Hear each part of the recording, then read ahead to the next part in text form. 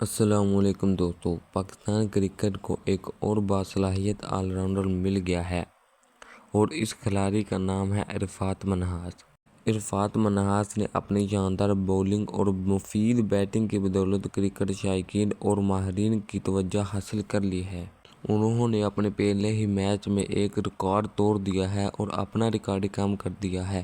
پاکستان میں ابرار احمد وہ واحد کھلاڑی تھے جنہوں نے اپنے پہلے ہی ڈیبیو میچ میں 4 وکٹیں حاصل کی تھیں۔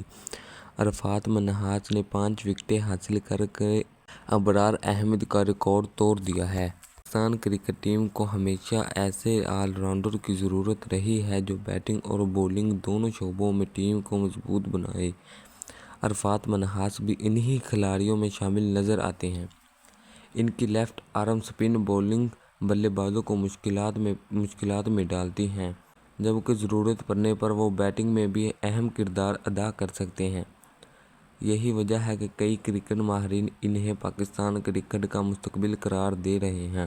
اگر عرفات منہاس اسی محنت، لگن اور مستقل مزاجی کے ساتھ اپنی کارکردگی جاری رکھتے ہیں تو آنے والے برسوں میں وہ پاکستان ٹیم کے اہم ترین آل راؤنڈر میں شامل ہو سکتے ہیں۔ انہوں نے پاکستان کے بڑے آل راؤنڈر جیسے شاداب خان اور محمد نواز جیسے آل راؤنڈر کو بھی پیچھے چھوڑ دیا ہے۔ اب یہ تقریباً پاکستان کے ہر میچ میں آپ کو نظر آنے والے ہیں۔ آپ کی کیا رائے ہے؟ کیا عرفات منہاس پاکستان کے اگلے اسٹار آل راؤنڈر بن سکتے ہیں؟ کمنٹس میں اپنی رائے ضرور دیں۔